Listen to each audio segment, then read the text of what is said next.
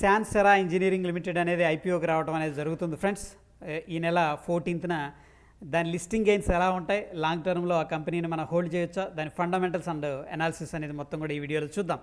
ముఖ్యంగా వీళ్ళ బిజినెస్ ఏంటంటే ఇంజనీరింగ్ అండ్ మ్యానుఫ్యాక్చరింగ్ కంపెనీలో వీళ్ళు స్ట్రాంగ్గా ఉన్నారు ఫ్రెండ్స్.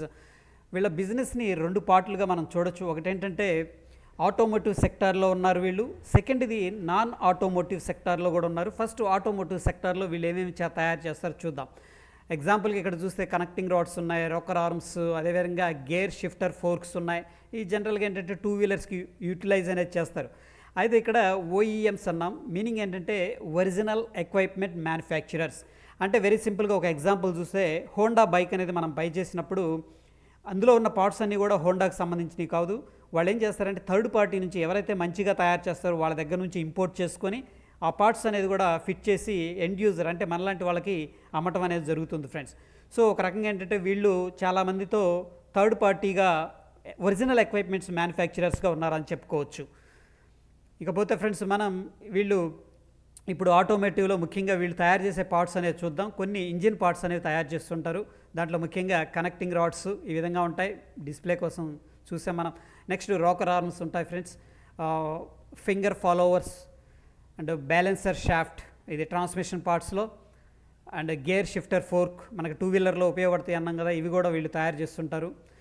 అదేవిధంగా suspension steering parts, assembly components and aluminium parts ఇవి తయారు చేస్తూ ఉంటారు ఫ్రెండ్స్. నెక్స్ట్ నాన్ ఆటోమోటివ్ సెక్టార్లో కూడా వీళ్ళు స్ట్రాంగ్గా ఉన్నారు. ముఖ్యంగా aerospace, of road and agriculture సెక్టార్లో వీళ్ళు ఏంటంటే వీళ్ళు ఎక్విప్మెంట్స్ అనేది తయారు చేస్తుంటారు. కొన్ని ఎగ్జాంపుల్స్ ఇక్కడ డిస్ప్లే కోసం ఇవ్వడం జరిగింది. ఆఫ్ రోడ్ ఎక్విప్మెంట్స్ ఇలాంటివి వాళ్ళు తయారు చేస్తూ ఉంటారు ఫ్రెండ్స్. అంటే ఒక రకంగా ఏంటంటే పెద్ద పెద్ద గేర్స్ అవి అనమాట, మనకి బుల్డోజర్స్ అంటాం, ప్రొక్లైన్స్, వాటిలో ఏంటంటే ఇటువంటి పెద్ద పెద్ద బ్యాలెన్సర్ షాఫ్ట్స్ కానీ ఇవన్నీ యూజ్ చేస్తారు. వాటిని కూడా వీళ్ళు తయారు చేస్తారు. ఇండస్ట్రియల్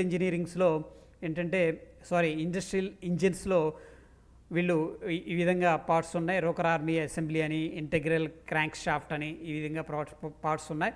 నెక్స్ట్ పంపు బ్యారెల్స్లో కూడా వీటిని యూజ్ చేస్తారు, వాటిని కూడా మ్యానుఫ్యాక్చరింగ్ అనేది చేస్తుంటారు. నెక్స్ట్ అగ్రికల్చర్లో కొన్ని పార్ట్స్ అనేది యూటిలైజ్ అవుతాయి ఫ్రెండ్స్, ఈ పార్ట్స్ని కూడా వీళ్ళు తయారు చేయడం జరుగుతూ ఉంటుంది. నెక్స్ట్ వచ్చేసరికి ఫ్రెండ్స్ వీళ్ళు కొన్ని ఇంజనీరింగ్ అండ్ క్యాపిటల్ గూడ్స్కి సంబంధించిన పార్ట్స్ కూడా తయారు చేస్తూ ఉంటారు. వీళ్ళ యొక్క రిలేషన్ ఎలా ఉంది, ఓకే, వీళ్ళు ఏంటంటే ఒక రకంగా పార్ట్స్ తయారు చేస్తుంటారు, ఎవరైనా కంపెనీస్ కావాలంటే వాళ్ళకి సప్లై చేస్తుంటారు. అయితే ఎవరెవరికి సప్లై చేస్తున్నారు అనేది చూద్దాం. 2 వీలర్ సెగ్మెంట్లో బజాజ్ ఆటో ఉన్నారు, వీళ్ళకి ఒక రకంగా వీళ్ళు వాళ్ళకి సప్లై చేస్తుంటారు. యమహా వాళ్ళకి సప్లై చేస్తారు, హోండా వాళ్ళకి సప్లై చేస్తారు. 4 వీలర్ సెగ్మెంట్లో మారుతి అండ్ ఎఫ్సీ అంటే ఒకప్పుడు ఫియాట్ ఫ్రెండ్స్. అదేవిధంగా ఫైనాన్షియల్స్ అనేవి మనం చూసుకున్నట్టయితే ఇక్కడ మనకి వాళ్ళ టోటల్ అసెట్స్ ఏదైతే ఉందో అది దగ్గర దగ్గర ఇప్పటికీ 1900 కోట్లు ఉంది ఫ్రెండ్స్. టోటల్ రెవెన్యూ అనేది మనకి ఈ ఇయర్ చూసుకున్నట్టయితే 1572 కోట్లు. టోటల్గా ఓవరాల్ ప్రాఫిట్ అనేది చూస్తే 109 కోట్లు ఉంది ఫ్రెండ్స్. ముఖ్యంగా ఏంటంటే కంపెనీ ప్రమోటర్స్ యొక్క స్టేక్ ఎంత ఉందంటే ఇప్పుడు ప్రస్తుతానికి 44% ఉంది రఫ్గా. అయితే వీళ్ళేంటంటే ఆఫర్ ఫర్ సేల్ ద్వారా వస్తున్నారు, కొత్తగా ఈక్విటీ అనేది రిలీజ్ చేయట్లేదు. ఎవరైతే ప్రమోటర్స్ ఉన్నారో వాళ్ళ యొక్క స్టేక్ని మార్కెట్లో అమ్మేసి ఆ వచ్చిన డబ్బులతో ఇన్వెస్ట్ చేయాలని చెప్పేసి బిజినెస్ రన్ చేయాలని చెప్పి ప్లాన్ చేస్తున్నారు. దీన్ని ఆఫర్ ఫర్ సేల్ అంటాం. అయితే దీని యొక్క ఫేస్ వాల్యూ 2 రూపీస్ ఉంది ఫ్రెండ్స్. ఇక్కడ ప్రమోటర్స్ పేర్లు కూడా మనం చూసుకోవచ్చు. ప్రస్తుతం ఉన్న ఏదైతే షేర్ హోల్డింగ్ ప్యాటర్న్ ఉందో అది రేపు లిస్టింగ్ అయిన తర్వాత వాళ్ళ ప్రమోటర్ యొక్క షేర్ హోల్డింగ్ ప్యాటర్న్ అని తగ్గిపోయి 36%కి రావడం అనేది జరుగుతుంది ఫ్రెండ్స్. ముఖ్యంగా ఈ ఐపీఓ 14న మనకి సబ్స్క్రిప్షన్ కోసం ఓపెన్కి రెడీగా ఉంటుంది. దాని తర్వాత 16న క్లోజింగ్ అనేది అవుతుంది సెప్టెంబర్న. నెక్స్ట్ వచ్చేసరికి ఫ్రెండ్స్ ఈ ఫేస్ వాల్యూ 2 రూపీస్ ఉంటుంది. దీన్ని ఫ్లోర్ ప్రైస్ అనేది డిసైడ్ చేయడం జరిగింది. 734 నుంచి 744 ఉంటుందని చెప్పేసి డిసైడ్ చేశారు. ముఖ్యంగా ఏంటంటే మనం 20 షేర్స్ అనేది తీసుకోవాలి ఫ్రెండ్స్ మినిమం. సో ఇది బీఎస్సీ అండ్ ఎన్ఎస్సీలో కూడా లిస్టింగ్ అవుతుంది. ఓవరాల్గా వీళ్ళు ఏంటంటే 1282 కోట్లు అనేది ఈ ఏదైతే ఆఫర్ ఫర్ సేల్ ద్వారా సమీకరించడానికి ప్లాన్ అనేది చేశారు ఫ్రెండ్స్. సో ఇది ఎవరైతే ఎంప్లాయీస్ ఆల్రెడీ ఉన్నారో వాళ్ళకి 36 రూపీస్కి ఒక షేర్ అనేది ఇవ్వటం అనేది జరుగుతుంది. వాళ్ళకు కూడా ఏంటంటే 9 crore వర్త్ ఏదైతే ఉందో క్యాపిటల్ అంత క్యాపిటల్ అనేది వీళ్ళకి ఎలకేట్ చేయడం జరిగింది ఫ్రెండ్స్. ఇకపోతే ఫ్రెండ్స్ మనకి ఇది ఐపీఓ 14న ఓపెన్ అవుతుంది, 16th క్లోజ్ అవుతుంది. నెక్స్ట్ అలాట్మెంట్ అనేది 21st నుంచి స్టార్ట్ అవుతుంది. దాని తర్వాత మనకి రిఫండ్ ప్రాసెస్ అనేది 22nd స్టార్ట్ అవుతుంది ఫ్రెండ్స్. మనకి 23న డీమ్యాట్ అకౌంట్కి షేర్స్ అనేది రావడం జరుగుతుంది. 24th ఏంటంటే మనకి ఇక్కడ ఐపీఓ లిస్టింగ్ అనేది జరుగుతుంది national stock exchange and Bombay stock ఎక్స్చేంజ్లో. ముఖ్యంగా ఏంటంటే ఫ్రెండ్స్, ఇక్కడ మనం ఇంతకుముందు మాట్లాడుకునే విధంగా ఏంటంటే 2 lakhs దాకా మనం రిటైల్ కేటగిరీలో అప్లై చేసుకోవచ్చు. మినిమం ఏంటంటే 20 షేర్స్ అనేవి తీసుకోవాలి. రఫ్గా ఏంటంటే 15,000 అనేది మన డీమ్యాట్ అకౌంట్లో అమౌంట్ అనేది ఉండాలి ఫ్రెండ్స్.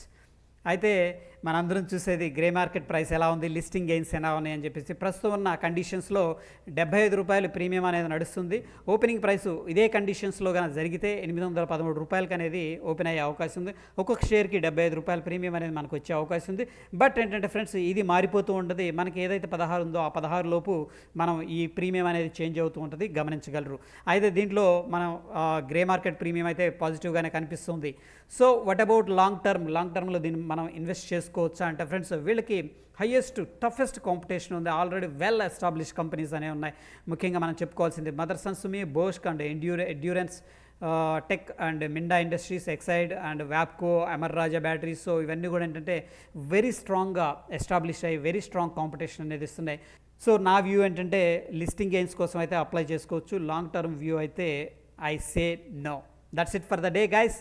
ఐ హోప్ ఈ వీడియో మీకు ఉపయోగపడిందని భావిస్తున్నాను. కొత్త వాళ్ళు మన ఛానల్ ఎవరైతే చూస్తున్నారో తప్పకుండా సబ్స్క్రైబ్ చేసుకోండి. పక్కనే ఉన్న బెల్ బటన్ కూడా ప్రెస్ చేయండి.